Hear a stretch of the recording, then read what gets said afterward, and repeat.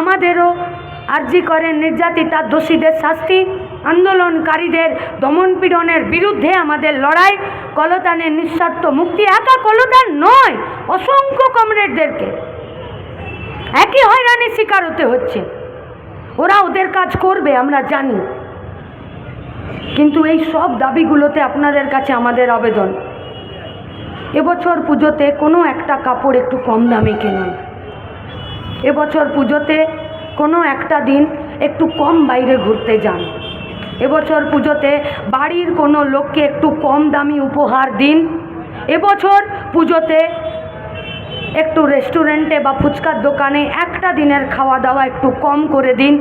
আর সেই টাকাতে নিজের বাড়ির রং করা বা নিকোনো দেওয়ালে জাস্টিস ফর আরজি কর আর ফাইট ফর আরজি কর বলে লিখে দিন, যাতে এই লড়াইটা পশ্চিমবঙ্গের মানুষের বুকে আমরা যাতে জ্বালিয়ে রাখতে পারি।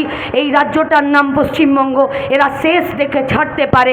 আজকে আমার আপনার মাথার উপরে একজন নাগরিক হিসাবে, একজন মানুষ হিসাবে আমাদের মাথার উপরে এই দায়, এই লড়াইয়ের শেষ দেখে ছাড়তে হবে।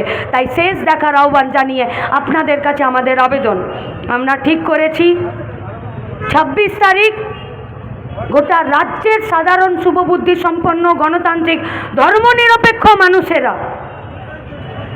এ পশ্চিমবঙ্গের মানুষ হিসাবে মেয়েদেরকে বেঁচে থাকার জন্য একটা পরিবেশ, দুষ্কৃতিকারীদের অপরাধীদের শাস্তি আর আন্দোলনকারীদের বিরুদ্ধে দমনপীড়নের বিরুদ্ধে যে লড়াই চলছে সেই লড়াইয়ের সাক্ষী থাকতে গোটা রায়গঞ্জকে আমরা আরও একবার 26 তারিখ কলকাতাতে আপনাদের সঙ্গী সাথী হতে চাইছি।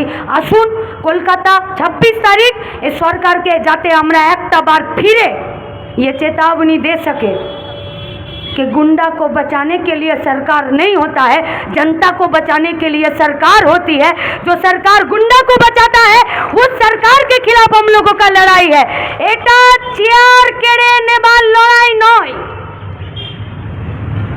ওরা ভয় পাচ্ছে যে এই বুঝি চেয়ারটা চলে গেল। আমরা বললেও বিশ্বাস করতে পারছে না যে এটা চেয়ার যাবার লড়াই নয়। আমরা বলছি এটা দুর্নীতি আর দুষ্কৃতি রাজের বিরুদ্ধে লড়াই।